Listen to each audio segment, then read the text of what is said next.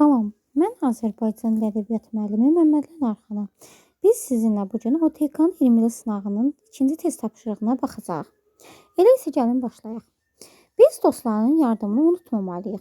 Biz artıq bunu deyiriksə, deməli biz burada ilk öncə təhlillə baxmalıyıq. Çünki şərtdə bizə deyir ki, cümləsində işlənmiş ikinci dərəcəli üzv haqqındakı fikirlərdən biri yanlışdır. Gəlin elə isə baxaq. Unutmamalıyıq. Nəyi unutmamalıyıq? Dostların yardımını. Kim? Biz.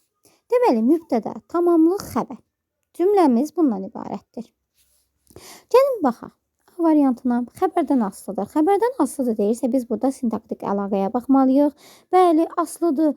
Yardımını unutmamalıyıq. İdarə əlaqəsidir. Təsirli halından əlaqələnibdir. Bəli, A variantı doğrudur. Deməli, biz A-nı doğru götürürük. Söz birləşməsi ilə ifadə olunur. Bəli, üçüncü növ təyini söz birləşməsidir. Dostların yardımı birinci tərəfdə yiyəlik, ikinci tərəfdə mənsubiyyət var. B variantı da doğrudur. İfadə vasitələrinin əsas tərəfi təsirli haldır. Bəli, yardımını deyirsə, elə isə gəlin baxaq. Dostların yardımı, mənsubiyyət, n bitişdirici, I isə burada artıq hal şəkilçisidir. Nəyi unutmamalıyıq? Sualını da veririksə, deməli C variantı da doğrudur. D variantı. İfadə vasitəsinin həm əsas, həm də aslı tərəfinin tərkibində iki qrammatik şəkilçisi var. Bəli, dost sözün köküdür. Var bir qrammatikdir, ın iki. Yəni, cəm üstəgəl, yiyəli hal şəkilçisi. Bunda birinci əsas, aslı tərəfdə doğrudur.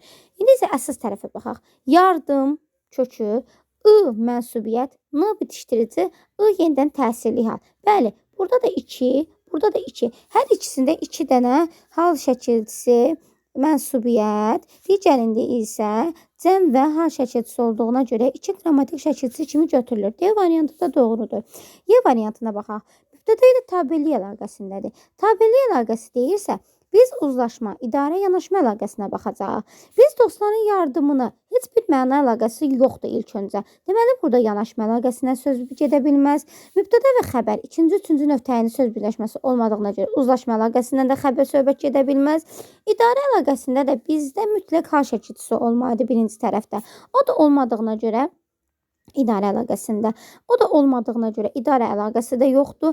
Deməli, bu variant elə özü Y variantıdır. Çünki heç bir məna əlaqəsindən burada söhbət getmir və bununla yanaşda tabelilik əlaqəsi yoxdur.